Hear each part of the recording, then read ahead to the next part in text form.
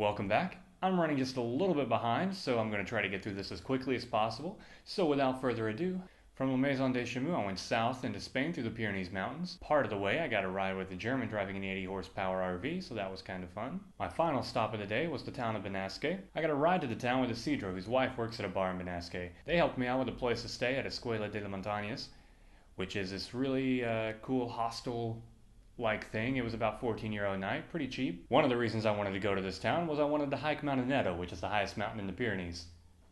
That didn't work out too well, as you will see. Today, I'm climbing a mountain.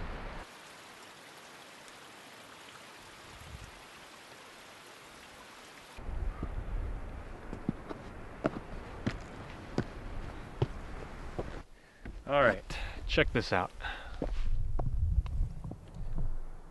Right there, that peak to the left, I believe that is Aneto, but I'm not too sure. I know that it's the glacier up there, so right now what I'm doing is kind of looking for a way to get across. I think I'm a little bit lower than the trail that's marked on my map, so I'm going to have to figure out where I go from here.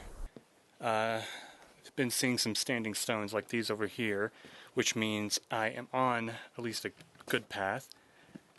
But it's kind of difficult, as you can see here. It's just pretty much all boulders.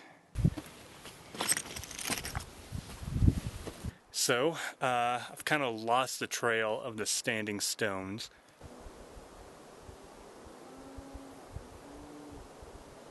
After that, I kind of gave up filming. I got to the bottom of the glacier and I realized that there's no way I'm getting up this without crampons, which are those little spikes that you put on the bottom of your feet. Plus, every 5 minutes or so, I was running out of breath. I felt like I had to take a nap for 15 minutes just to recover my strength. So, I'm okay with making it 2,900 meters out of 3,400 meters. I think that's a fairly good accomplishment for somebody who hikes a mountain once every 4 years.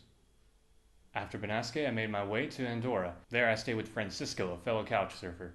Over the next day or so, I explored the capital city sites, like this rock I sat on.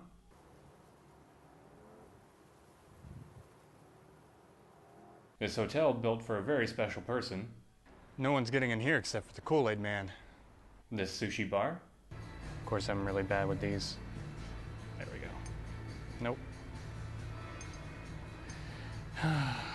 And admired their skill at making walkways.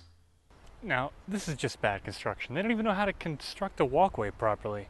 I mean, come on. Lorenzo, one of Francisco's friends, was actually going to Saragossa and invited me to come along. While we were there, he showed me around the city, and then afterwards invited me to stay with him at his family's place in the countryside. From Saragossa, I hitchhiked my way to Valencia. On the way there, I got a ride with this girl, Diana, and her mother, who ended up inviting me to their place for dinner.